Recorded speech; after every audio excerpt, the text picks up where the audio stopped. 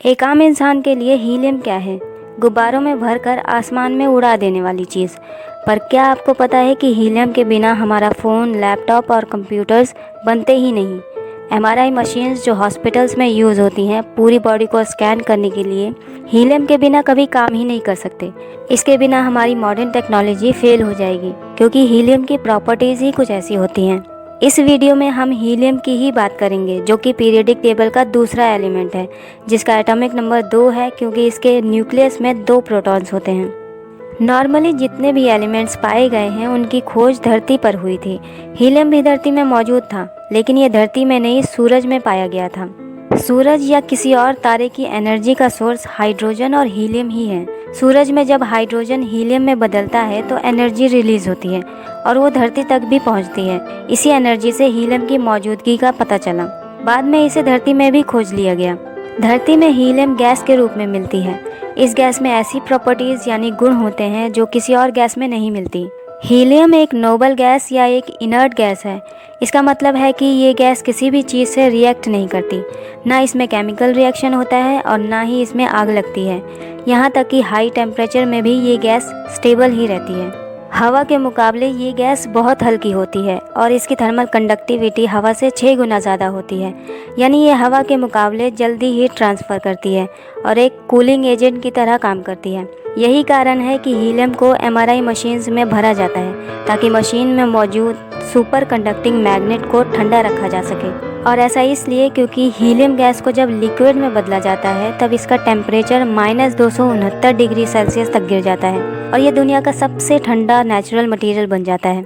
MRI machines के magnet को इतना ही ठंडा रखना होता है, नहीं तो मशीन काम ही नहीं करेगी। इतना ठंडा सिर्फ लिक्विड हीलियम ही होता है, कोई और मटेरियल इतना ठंडा नहीं हो पाता। इसके अलावा कंप्यूटर, लैपटॉप्स या मोबाइल के चिप्स बनाते वक्त हीट जनरेट होती है। अगर इस हीट को जल्दी से रिमूव नहीं किया गया तो चिप्स ख़राब हो जाएंगे और हमारे ये डिवाइसेस कभी बनेंगे ही नहीं। इसीलिए चिप्स का टेम्परेचर मेंटेन रखने के लिए हीलियम का यूज़ किया जाता है, क्योंकि हीलियम हीट को जल्दी ट्रांसफ़र कर देता है और चिप्स को ख़राब होने से बचाता है। हीलियम एटम्स के छोटे होने, इनर्ट होने और नॉन फ्लेमेबल होने की वजह से fibre optics, welding, nuclear system और लीक सिस्टम में भी इसका इस्तेमाल किया जाता है। स्पेस रॉकेट सिस्टम में लीकेज पता करने के लिए ये एक परफेक्ट मटेरियल है और इसके बिना रॉकेट्स को उड़ाया भी नहीं जा सकता, क्योंकि हीलियम रॉकेट लॉन्च में थ्रस्ट देने में मदद करता है। पर हीलियम इतना नॉन रिएक्टिव क्यों होता है, ये सवाल तो बनता है।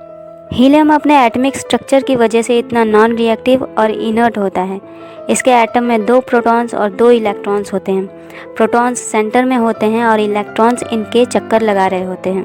प्रोटॉन्स के चारों तरफ ये इलेक्ट्रॉन्स जिस एरिया में घूम रहे होते हैं उसमें 2 ही इलेक्ट्रॉन्स चाहिए होते हैं एटम की स्टेबिलिटी के लिए।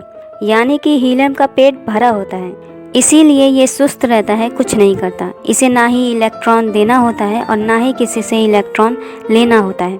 और हम इसे गुब्बारों में भरकर इसके खूब मज़े लेते हैं, बेफिक्र होकर। एक और इंटरेस्टिंग बात हीलियम की, जब आप इस गैस को इनहेल करके बोलने की कोशिश करोगे तो आपकी आवाज़ किसी कार्टून कैरेक्टर जैसी बहुत फ़नी सी निकलेगी।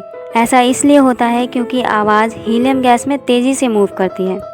तो इस तरह हीलियम गैस अपनी खूबियों की वजह से हमारे बहुत काम आती है, वो मॉडर्न टेक्नोलॉजी हो या एंटरटेनमेंट। लेकिन यहाँ एक चिंता की बात भी है कि हीलियम गैस पेट्रोल और कोयले की तरह ही लिमिटेड है और एक दिन ये ख़त्म हो जाएगी। फिर हमारी मशीनों और डिवाइसेस का क्या होगा? क्या इसका कोई और विकल्प मिल जाएगा या हमें हीलियम को गुब्बारों में वेस्ट करना बंद कर देना चाहिए?